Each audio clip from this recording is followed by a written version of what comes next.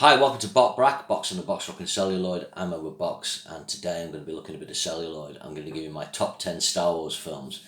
Now, you're probably thinking, why not just rank all 11? But, well, I like to do top 10s on this channel. So, what we need to do is pick the first one that didn't make the cut in my top 10. It wasn't a hard one, this. I'm choosing Solo. It's a Star Wars film no one wanted. And it's actually only Star Wars that's kind of a box office bomb. It cost $275 to $300 million and only grossed $393 million. Basically had the directors of the Lego movie. They shot for kind of 8 weeks, certainly 5 weeks. It wasn't working out. Kathleen Kennedy fired them. Ron Howard was brought in. And so on. I think the problem with this film is, I think Eldon Ehrenreich, I'm not sure how you pronounce it, apologies, is pretty good as Han Solo, but maybe someone different would have been better. And do we need to know about Han Solo in the past? I don't know. If you're going to do it in style. You know, there's a cool heist sequence in this where they, the heist the train. But you don't really care about the characters. I think the film's too long at the end. You know, it feels like it's going on and it's kind of a bit of an anticlimax. But I think the criminal thing is it features the Kessel Run. The Kessel Run's like, oh, is that a Kessel Run? He just flies through some mines. It just feels like there's not much at stake, and you know, he should be pushing his flying to the limit in the Kessel Run, and we should be really on the edge of our seat and just seeing what a brilliant pilot Han Solo is, and it just doesn't do that. I mean, the tech credits are good. There's criticisms that the print's really dark on this in some scenes. I don't know, what would I mark out of 10? I'm not sure. I think in a lot of ways it's better watched than the next film we're going to talk about, but there's just not a lot of point to it. So that's my number 11. And it was rushed out as well, 6 months after the Last Jedi. Just, poorly conceived, just the greed of Disney. Why not take your time? But they wanted to get their investment back, didn't they? Okay. So my number 10 choice is The Phantom Menace. I can still remember when this came out. The trailer for this dropped on a show called The Big Breakfast in the UK. So that was on in the morning, and my mates got up to tape it. Literally, I can remember the presenter, Johnny Vaughan, going, okay, we're putting the tape in the machine. This is how old it is. And he goes, press play. Play is pressed, and then the trailer, and then my mates must have watched it over and over, analysing, oh, who's that character, what's that. When it came time to see the film, people dressed up, they made a big thing of it. Yet, people thought the film was flawed, but I think in the front of the mind, it tried to and enjoyed it more than it was good, because they just wanted to love it. It was Star Wars, and there hadn't been a new Star Wars film, in 22 years. But as time went on, I think when people got on video back then, and early DVDs, when they watched it again, they sort of realised, A, that it was pretty dull. Jake Lloyd was terrible.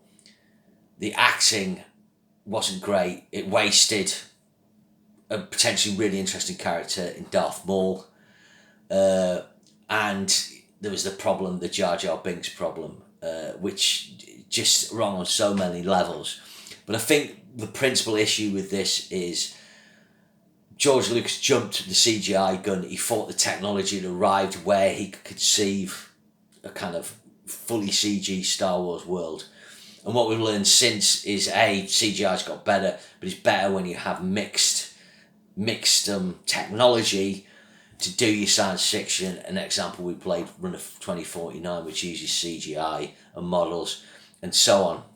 And a lot more films to get realism are using CGI more subtly, and The Phantom Menace doesn't.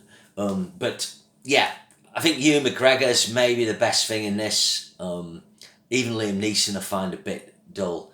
Ewan McGregor's got a long way to go, but I think his development of the Obi-Wan character is by far the best thing in the prequels, and it's no surprise that he's got this Obi-Wan TV show. So, to number 9, this was a tough one, but I'm going to go for The Last Jedi. probably the most controversial film in Star Wars land. Why am I putting this at number 9? Just such a missed opportunity. The Force Awakens was a good, what they call soft reboot, where effectively you bring back legacy characters, you remake the first Star Wars in a way, and you introduce your new characters.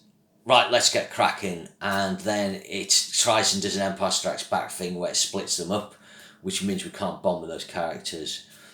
Then it kind of sends the Rey character to the island, you think for training, but she kind of doesn't.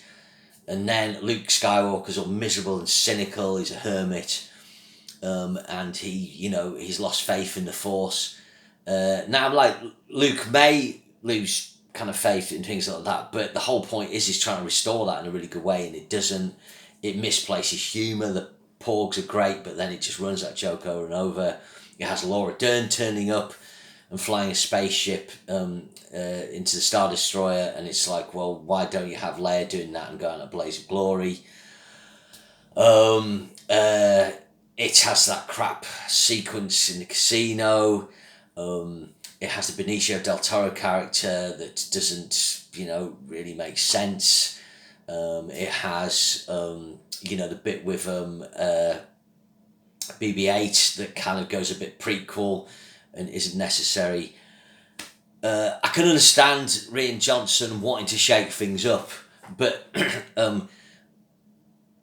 why they got him to write and direct it and just didn't have any plan for where this story was going to go from The Force Awakens, we'll never know. It's one of the stupidest things. My only feeling is Disney just wanted to get out there and get these films out every year. Before this, Star Wars films came out every 3 years. These were every year. It was basically, they played $4 billion and they wanted the money back. But in doing that, they really fucked up with this. I've only seen it once. I want to see it again, but I still remember coming out of the cinema and going, well, what do you think of that? And she's a bigger Star Wars fan than I am. She grew up on it, really grew up on it. And, I went to the pub with my mates a few days later for our annual Christmas curry. And just the mood was kind of, what's going on here? Whereas after The Force Awakens, although there was reservations about things, there was genuine positivity that would move the new trilogy forward. So a lot of things you can say about that. But anyway, that is my number 9 choice. My number 8 choice is Attack of the Clones. Now, when I first saw this when it came out, I enjoyed it a lot more than The Phantom Menace. Watching it again recently, the plot doesn't make sense. There's far too much CGI. The CGI is even more so. And you see the problems of Lucas's direction, particularly when Ewan McGregor characters goes to the Clone Masters, and he's looking at a tennis ball on a stick, and he's trying to kind of interact in a scene that isn't there, and you can just see him struggling in it, and George Lucas is going, could you say that a little faster? Could you say that a little slower? This is before motion capture, and this is the thing where Lucas went wrong. Peter Jackson realised to do Gollum, he needed an actor, and he needed the guy with the pins on, the little dots on the suit. And that was why the Gollum character was so successful in the way that Jar Jar Binks wasn't. That was just like a guy with a tennis ball in his head. I don't know. It's like, again, the technology wasn't there. Obviously some great bits of this. There's the fight with Yoda and Count Dooku, which is good fun. And the action at the end is pretty interesting, some pretty cool landing ship bits. There's a terrible bit where Hayden Christensen goes for a picnic with Amidala, and it's really not good. But it's alright, it's more fun than The Phantom Menace, but I know people who prefer The Phantom Menace because the plot makes more sense and sets stuff up, but, it's got Jar Jar and, I haven't marked these out of 10, I've realised, Phantom Menace a 4, Attack of the Clones probably a 5, Last Jedi probably a 4. Okay, so my next choice is Rise of Skywalker, so the last of the new trilogy, finishing the Skywalker saga. So again, because things went tits up with The Last Jedi, they brought J.J. Abrams back. It was supposed to be Colin Trevorrow. Why not have J.J. Abrams kind of, overseeing all 3 of them? I don't know. they try and address some issues of The Last Jedi, and that's one of the first problems. They don't have the courage and convictions. It feels like they're pandering to fanboys. You know, how this thing where, okay, Rey's a Palpatine, why didn't you introduce that earlier? There's the whole thing with Kylo Ren, how come they're telepathic? I don't know. Got the Emperor at the end, okay, survived, the Emperor's cool. But there's a lot of bad bits. There's that bit, you know, there's the Jedi book. There's that plot point. I haven't seen this since it came out. I hate that bit where they have the stormtroopers fly and Poe Dameron goes, oh, they fly now. That's crap. Yeah, you have all the people turning up at the end, you know, for the big battle. And it's like, okay, where have you appeared from? There's just numerous things. And then, you know, there's the bit where Han Solo appears in ghost form. Oh, spoiler alert. That is that bit looks amazing, actually, where they're in the water and the Falcon and stuff. I think that looks great. But it just, you know, Babu Frick's a really good character. I enjoyed it more at the time, but it just panders, you know, giving like Chewie a medal. Then there's the bit where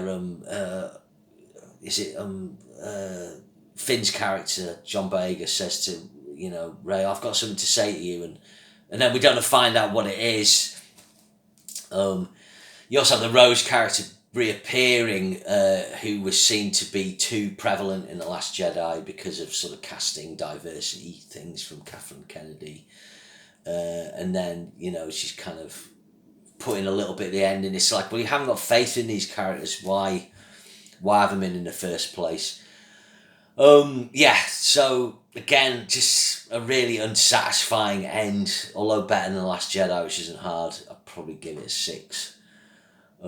Maybe it's not even that. Just a lot of issues with this. And even the end when she calls on the Jedi, you know, she summons the voices, but you could have summoned them in spirit form and had, you know, imagine if they summoned, you know, Alec Guinness, you know, in hologram form, spirit form. I mean, it just would have brought the roof down, and I think they're going to do that. Why? I think this is one of the issues with these films is fans kick off, and I think what they don't understand is the film directors, yeah, they're Star Wars fans, but they're not obsessive. Film directors obsess about film, not film series, you know. Yeah, they'll watch Star Wars films, but they'll watch every fucking film ever made, and some films that have really intense film craft they'll watch over and over. Paul Verhoeven saw Vertigo 25 times at the pictures. God knows how many times Spielberg's watched Lawrence of Arabia. That's how they learn film. They're not sitting there going, oh, I must watch Star Wars, you know, the Star Wars series. And that's the thing. So even though the fans, they don't kind of do a deep dive into the culture, and sometimes fans do have better ideas. You know, there'd be loads of ways you could have gone with this and done something really satisfying, but you wouldn't have pleased fans. I don't know. We could talk about this for ages. If you go on things like Red Letter Media, you know, you see really in-depth things. So number 6, you know, this was a film when it came out, you know, it was kind of, 8 out of 10, 8.5 out of 10. It's the soft reboot, The Force Awakens. Because of what's happened with the subsequent things, the subsequent films, it shows like the problems within this. I'm going to give it a 7 out of 10. Things that are good about this is J.J. Abrams did a really good kind of, they had the correct mixture of CGI and model work. I think Mark Kermode said at the time, you know, there's gravity, there's weight in the imagery in this. The new characters are really good. Rey was really good. I liked her kind of mystery of the story. I liked Finn. I don't know if Poe Dameron worked as well. Oscar Isaac's a fine actor. It just, they were trying to create a kind of Han Solo character. BB-8 was really cute. So on. You know, it bought... I didn't... The first thing that went wrong to me is like, why the hell's Han still dressed like Han Solo? Going around looking for the Falcon with Chewie. I mean, Han, you sad bastard. You should have settled down with Leia. And that sequence in the Falcon, my mate said it's a bit Star Trek with the alien, you know. It doesn't really work, and I think, you know, that starts to bring in your doubts that J.J. Abrams is great visionary. I think J.J. Abrams is a very good filmmaker, but he's not of the calibre of Lucas in his heyday, Spielberg, Jim Cameron, guys like that. So there's that issue, you know. It would have been much better having Han Solo with Leia. They've got a son.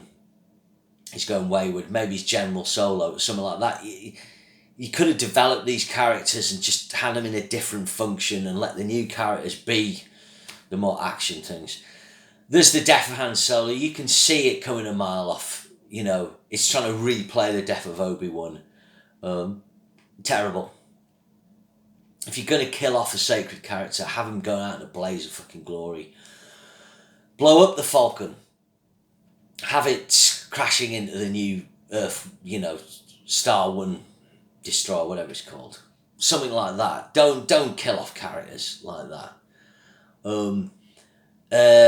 Yeah, there's other problems as well with it. You know, they're kind of replaying the cantina scene. The CGI character, I think it was Lupita Nyong'o's character, just a bit too prequel.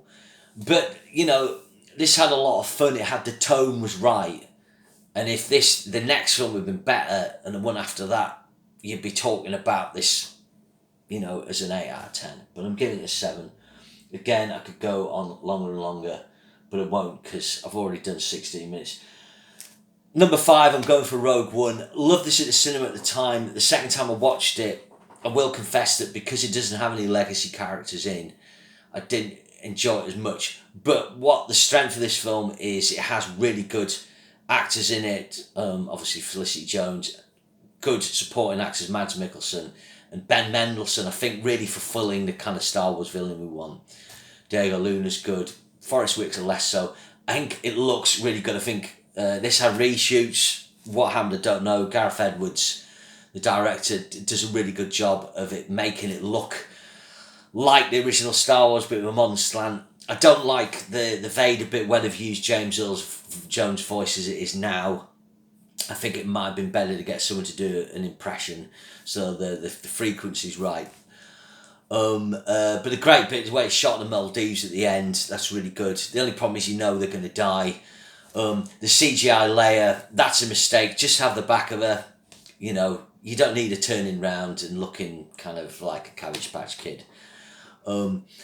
Cinema at the time, I was giving it a solid 8.5 out of 10. I do think it is that. And it shows how you can make Star Wars films, future Star Wars films, that don't need, you know, legacy characters. My number 4 choice, so this might be controversial, it's beaten Rogue One, but it's Revenge of the Sith. The one prequel that I think, on the whole, although there's problems with it, there's always problems with prequels, does a good job. I think by this point, the prequels have been kind of, there's a lot of chat, and it's early days of the internet and people are unhappy. Lucas had to pull it out the stops. He got a better writer in, and although there's some soggy middle, it starts off really well with a long take. You know, it's got a good opening sequence, and it climaxes really well. The fight on the lava is really good. Although it looks CG, it looks good. I think Ewan McGregor's really good in this. He really starts to take the Alec Guinness, you know, rises to the challenge. You know, only a Sith would talk in absolutes, isn't it? I think he says. There's the ridiculous thing, though, where Anakin turns really quickly and kills a load of kids, which is ridiculously done. Although Ian McDermott's hilarious with the Anakin, I'm weak. Yoda's sequence is really good. He's trying to escape. He has a cool fight. I like that. It's better than his fight with Count Dooku in a way. It's less silly. And then the Order, I forget what it's called, but when they execute all the Jedi, that's good. And, you know, there's some good investigative bits.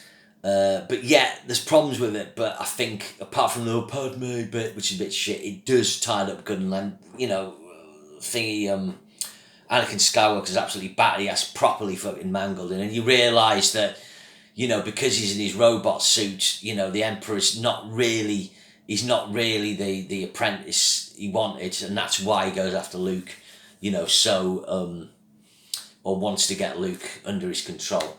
So, yeah, Revenge of the Sith, mark out of 10 for this, I'd probably say a 7 or an 8. I think it's a 7, you know, I've said Rogue One, you know, it's switching between them. I just think at least this ties up the story well of the original prequel. Okay, so it's a no-brainer, isn't it, what the top 3 is? That's the thing with Star Wars top 10s, you know, it's a no-brainer. There is people starting to put Rogue One, you know, higher up, but when it comes to the crunch. So, of course, number 3 is Return of the Jedi. I think when you watch this again, you realise it is a good end. It ties things up really well. The climax with Luke, Vader, the Emperor is excellent. Speederbike chase is great. Opening sequence of Sarlacc pits, brilliant. I think, sorry, my nose is itching. I think the issues I have with this, the battle at the end's brilliant, but effectively it replays the end of Star Wars. I like the Ewoks when I was a kid. I still like them. You know, I went to see this when I was 11 or 12, so I like the cute Ewoks. Sorry. But I think this issue is, Han Solo's kind of left on the planet. He's not on the Falcon at the end. People don't like that. The tone of it isn't quite as secure or sharp as the first 2 films. Leia's not given as much to do. There's the accusations, of sexism where she's put on display, which is great for young boys. This is in the Jabba sequence when she was younger. But it feels that characters are kind of marginalised a bit. Richard Marquand, he does a solid job of the direction, but he's not as good a pair of hands as Irving Kershner.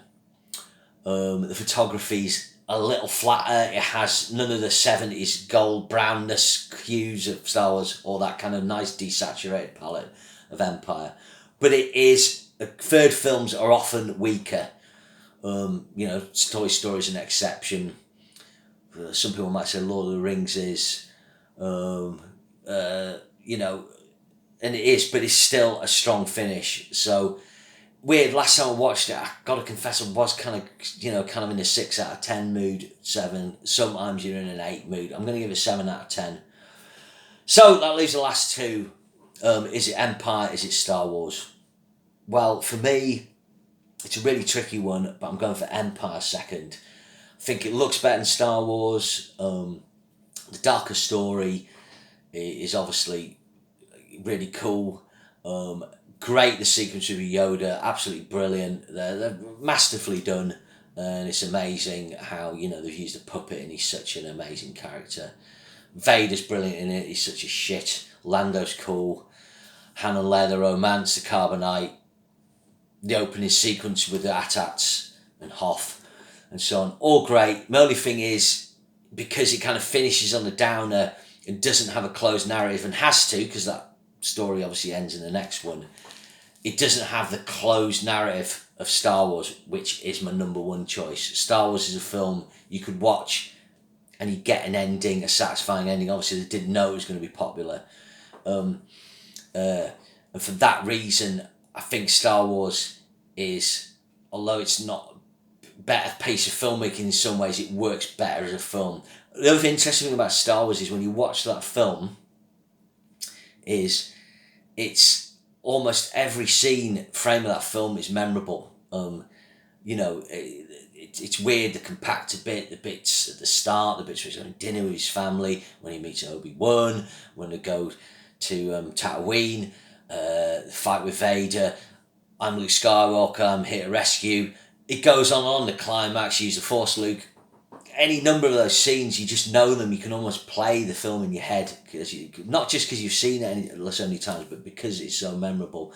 But there's a lot of other things I love about the original Star Wars. Like I love the little kind of handhelds, almost new wave type sequences of Luke at the start. The climax is still generally moving. That bit where he hears Obi-Wan's voice. It's just kind of. It's got something. It touches you. The bits where he's looking at the two moons on Tatooine.